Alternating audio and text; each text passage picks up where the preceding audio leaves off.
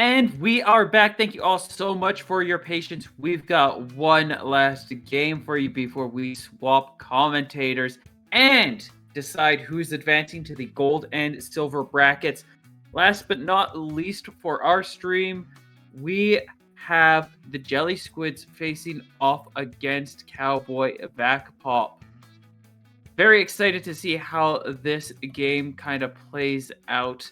I know we just saw Cowboy Vac-Pop, but they're so cool they deserve a second showing and another chance to claim victory, but it's not against an easy opponent. Jelly Squids has been doing a pretty solid job in their brackets. If I'm not mistaken, yeah, they are currently uncontested. Ooh. Okay, so Cowboy Vac-Pop. Gotta show everyone who's boss here then. Is what I'm thinking. We saw how tense that last set was. We saw how they can and I'm sorry, I completely lost my train of thought. They showed us how skilled they were. They showed us how absolutely talented and what they're capable of. We just need to see them kind of piece it all together for a stronger push. Yes, definitely. Very tough opponents, I think, all the way through these group rounds here. Let's see if they can piece something together. Indeed. And I am looking forward to seeing how they bring things together as we move on to our first game in Mako Mart Tower Control. I'm so used to seeing this as zones. I'm eager to see how this kind of rolls as a tower control game. Getting past that second checkpoint is very tough. You've got that height of the top left, which typically always has their backlines just watching over it, just trying to poke from a distance. So it's always very snowbally, I feel, after that second checkpoint and after you finally push through that caught area. As we see Cowboy Vac-Pop trying to go for an early lead, but doesn't quite pay off. Indeed. As it looks like, yeah, no, it's kind of just like not really either side finding a chance to push. We see a couple of splats happening on Cowboy Vac-Pop. They can't, so it might have been a good chance for Jelly Squids to push, but they're getting taken out too. This is just turning into an absolute ink bath here as splats are happening left, right, and center. Nobody's really getting any advantages. Both sides are just getting really good trades off of each other and taking each other down time and time again. We do finally start seeing a couple of specials getting readied up, though. Inkback coming in as a very strong defensive tool, allowing Cowboy Vac-Pop to kind of push through and take that first tower. Yeah, it's gonna see how Jelly Squids respond here to Cowboy Vac-Pop's push as they get stalled at the third checkpoint here, finally reaching it and starts counting it down there. As you said, they're uncontested before, so it'll be interesting to see how they deal with this advantage heading into the final 20-ish points here. This Inkback has done so much work breaking through those first two checkpoints just off of Inkback alone, just absolutely denying everything Jelly Squids has been doing. They're clearly not prepared for that super, and it's giving them a lot of problems. But they are now in control. They've taken out Cowboy Vac-Pop, and now it is their turn to respond. The question is, will that Inkback be able to help Cowboy to be able to take control back in this match? Or is it going to be something that's not nearly as impactful now that it's kind of set up for Jelly Squids to be able to safely focus on pushing?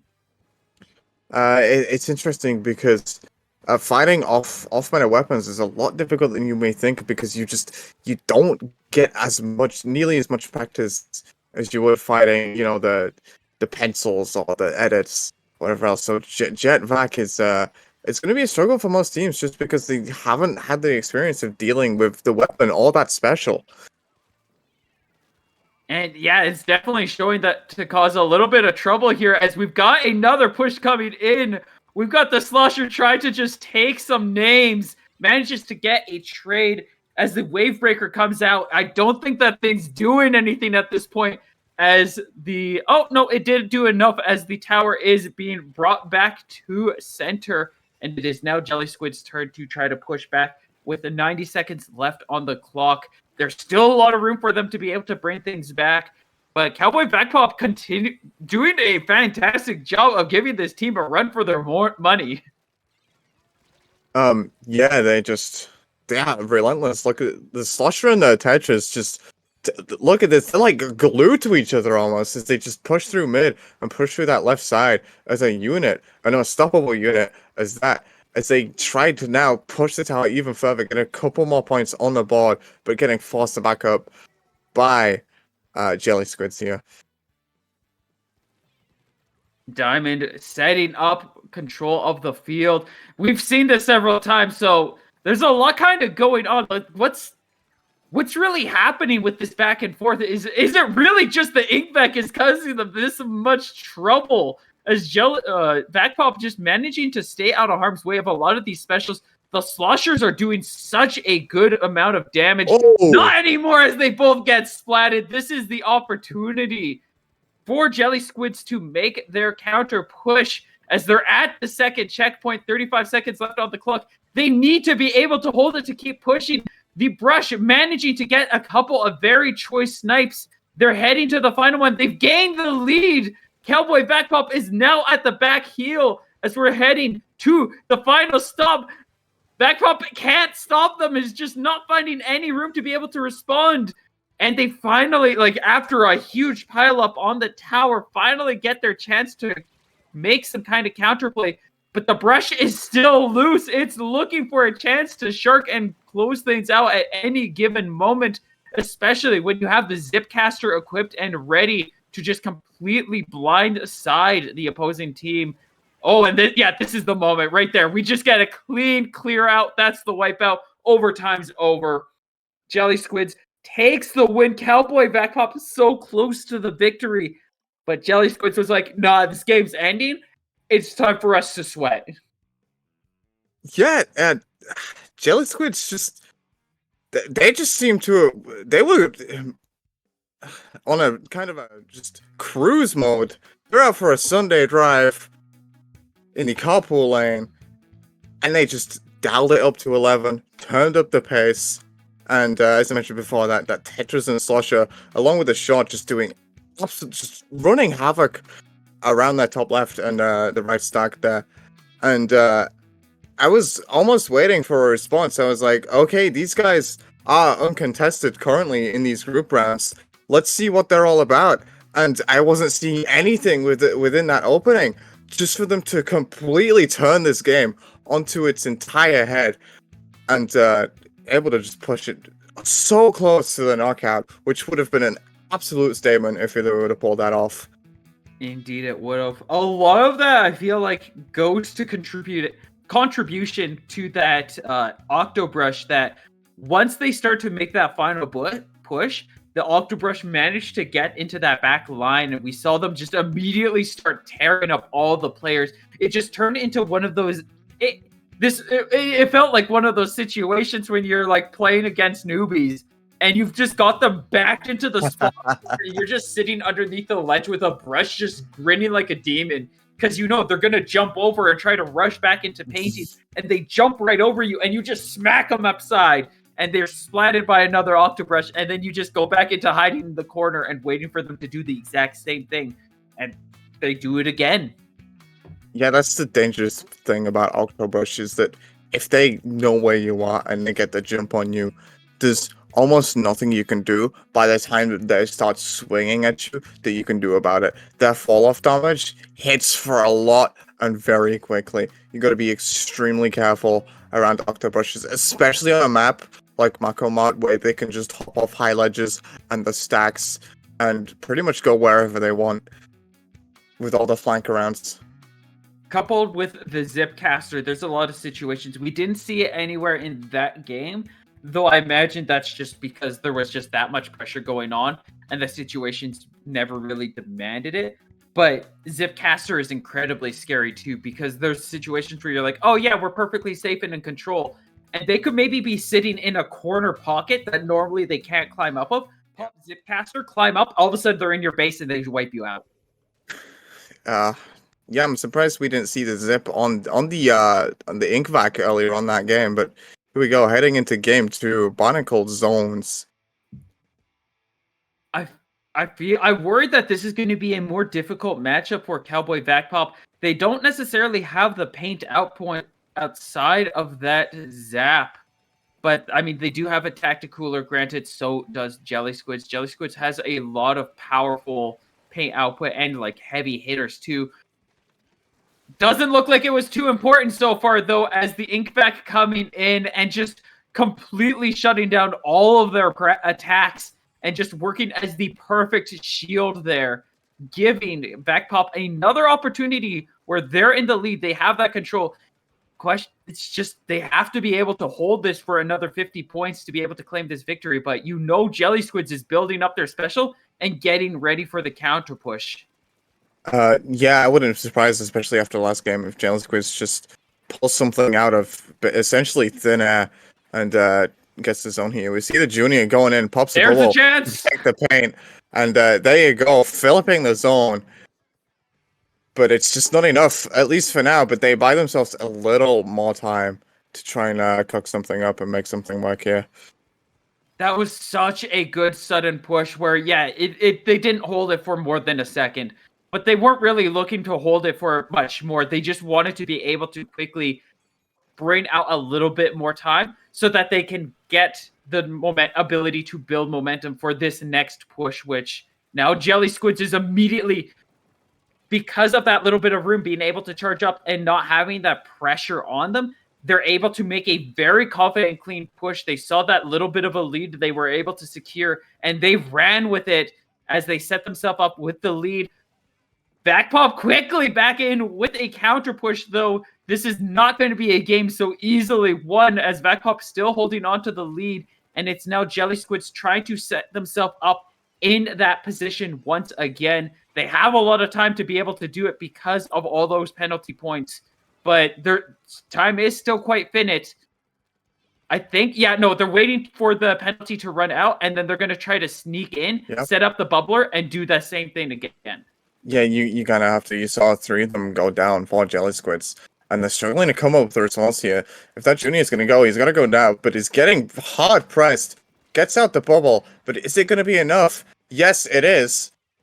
As 2 go down for each team, trades all over the board as the zip finally comes out. Looking to get a reef on that zone that doesn't connect with really anything.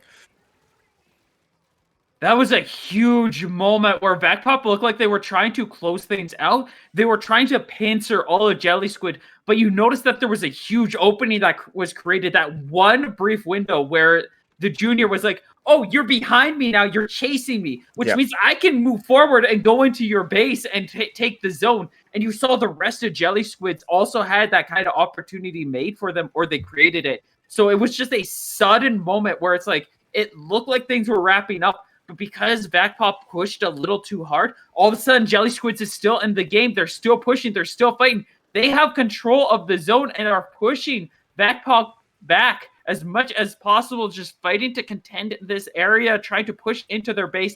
You see that they're not making the big investments that Vacpop was doing against Jelly Squids. They're staying very far back in the zone just to make sure that they have all routes covered. Yeah, it's a wise. You gotta watch the drop. You gotta watch behind that right stack here. As Jelly Squids look to hold this zone, but the Zap going in behind, gonna try and cause a bit of commotion here with the cooler online. Gets the full cap. No one notices until it's already flipped. With less than a minute now to go, Jelly Squids quickly running out of time. They now have a chunky penalty to also bite down through. Very, very effective Shark there, and continuing to be a menace in their base. The Zap gets 2 splats before getting taken out by the Octobrush, but that's more than enough for what Vacpop needs. They now have the numbers advantage. They are running with it, takes out the Octobrush, and now they have control. They just need to make sure they do not overinvest. Making a smart call with the ink back here. Maybe could have held out a little bit longer so that they're not necessarily just throwing it out willy-nilly. when it's not really needed and it's not contributing too much, but it is enough that they get the game, they get the wipeout, and that is Cowboy Backpop being the only team in their bracket to get a point on Jelly Squids. Yeah, that impact there, just shutting Jelly Squids down completely for that final countdown, at least for the most part of it. That Zap playing a huge part in trying to get a flip back as well, and just causing absolute havoc. I absolutely love the fact the NZEP saw the junior just time and time again be like, I'm just going to sneak up. I'm going to plant a bubbler. I'm going to paint your base. And they're like, I don't even need a bubbler to do that. Watch this. And they just, all of a sudden they're in the zone.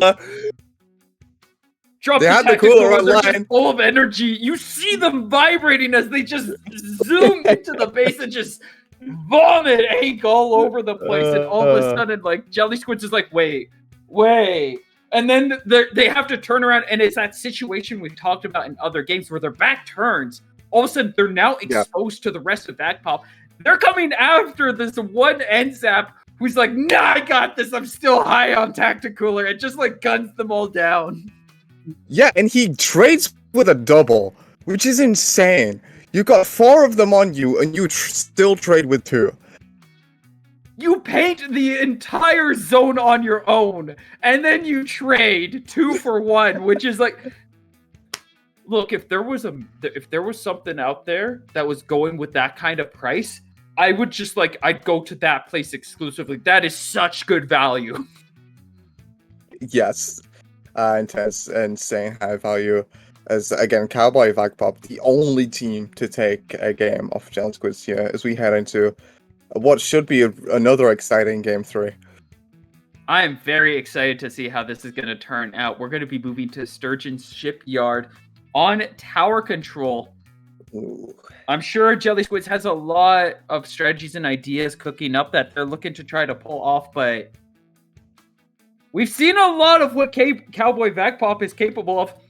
Very close, very strong games in the last game, or last set with the other team, and now facing off against Jelly Squids. We're seeing that despite this potentially being a stronger team in certain ways, Cowboy Backpop do have a couple of tricks underneath their sleeves that Jelly Squids are not ready for. That vacuum just continuing to blindside them. It's Vac again, it's just gonna cause havoc, I think, here, especially on the tower and on those checkpoints. You could say it's even causing havoc. Okay, I'm leaving. And the Tacticooler comes up to give Cowboy Backpop a little bit of control, a little bit of tempo and speed to kind of start pushing here. Triple Ink Strike coming through, but it's just kind of scaring them off, but not really actually doing anything. Jelly Squid's running the double Octobrush, I just want to point out. Why? What? Why? They have the Rain Octobrush and the Zipcaster Octobrush. Why they're running 2 of them, I don't know. Maybe they looked at game 1 and said, you know what? 1 worked so much, let's double that. But it doesn't seem to be paying off for them in this early game here. As Cowboy Backpop gets a really decent early first push within the first minute here. Indeed, they've made it through the first checkpoint. They nearly caught to the second one, but now that Jelly Squids has successfully been able to stop them, Wavebreaker comes out, and it is time for a counter push. It looks like a pretty clean first checkpoint for them. I don't see a very effective way for Backpop to be able to stop this. You saw them kind of diving in with the Tetra and not doing much. Out comes the Ink Storm. Yeah, no, this seems to be working. There's a lot of fear kind of rolling around. I think, he's trying to steal it back. Reslider coming out. Oh, it's 2 online for each team now. But the Octobrush just loses to the range, and 1 point away, they lose contention of the tower, and they are not able to secure that lead. Yeah, those Octobrushes striking fear in Cowboy Backpops, but they know they have that range advantage. They know they got that jet poking and that Tetris to also kind of cause a bit of fight fire with fire energy and just cause a bit of chaos on their own terms. Indeed. I love having the Tacticooler on top of the tower just because the tower bit counts as a wall, and the Tacticooler actually is an indestructible wall of its own, so you can actually create a pretty strong barrier there that will lock others out. Did you see how both the Octobrushes jumped onto the tower at the same time, and they're both just swinging? Yeah, unfortunately, didn't work out for them as Cowboy Vagpop extends their lead a little more now, getting a little safer, but still just can't push quite past that second checkpoint as Jelly Squid struggling to kind of just get out of that court here, trying to get onto that top spinner, and that brush again, just trying to dive in, does get the pick. The Jet just trying to hold their own space in mid here as well with their teammates now. Vac coming out nice and strong to just kind of block all attacks. Is maybe Cowboy Vagpop tries to extend the lead a little more, gets the wipe. Here we go. And now trying to finally push on to extend that lead even further. We've got a nice Reef Slider ready to pull out the second they see Jelly Squids make any strong push. This honestly felt like a good moment right there. I kind of feel like, yeah, there's a good chance again. They are going to get taken out by the triple ink strike, calling out that spot, actually getting hard red. I don't think they took anybody out in that exchange, but I mean, bombs are a very scary thing for the Octobrush to deal with because they have such limited range that they have to either get past it or they don't attack because they can't really outrange the range of an explosive. So there's a lot of situations where they kind of get stuck. Again, the Inkback is just denying Jelly Squids of all of these plays. We might have a knockout. We got the wipeout. 2 points to 1 against Jelly Squids. I don't know what was going on here, but Cowboy Vagpop was cooking this set. Yeah, that Inkvac again just completely shutting down. I mean, how are you countering as two Octobrushes and Inkvac, you know? Like, yeah, sure, you can try and get around it, but that Inkvac just has so much range and just just takes so many attacks. It's just almost not worth it. And able to just hold out that top right by goal for the rest of the tower to be able to push in for that KO. Indeed. Inkvac's a really interesting special. There's a lot of situations where it doesn't really hold up. And there are a lot of tools that can kind of let you beat it out. But there's a lot of situations where, like, if you're not responding to it properly or the team wielding it knows what they're doing, it's a very, very scary special. It's like Big Bubbler, but a lot more focused on where it is. And then on top of that, you get a really strong special attack at the end.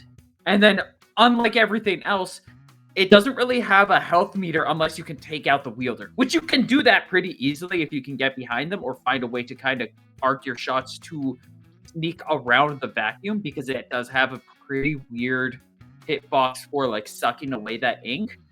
But yeah, though, there's a lot of situations where it can turn into a very, very insurmountable wall, especially when you're trying to rush to stop certain moments from happening. And the Inkvac is there to be like, no, in order to actually interact with this spot, you actually have to come stop me. And it's not the same as like a Big Bubbler where you're just like, I'm just going to blow up the Big Bubbler. Because there's certain things where, like, I think triple ink strike, if you throw it at the Inkvac, they can actually suck those up. They can, yes, but with Inkvac as well, it's very off-meta special. And like I said earlier, if you don't have experience dealing with that special, you're just not gonna know how to deal with it. And what that V Octobrush, just, I think your only way through it is just getting that Zipcaster off and just harassing just the backlines in general. But they just weren't able to get it off and weren't able to deal with it quick enough. Indeed. That's the thing about off-meta picks is sometimes there's a lot of situations where if you come across a team that's experienced with it, they'll power you down. But there's a lot of situations where if they're not ready for it, this is what happens. You get these kind of games that it looks strong, but all of a sudden, Inkvac proves why it's a threat to be reckoned with. Indeed. But that is going to be it for us for this first phase. We are going to take a short break. When we return, new commentators and the gold bracket. We'll be right back.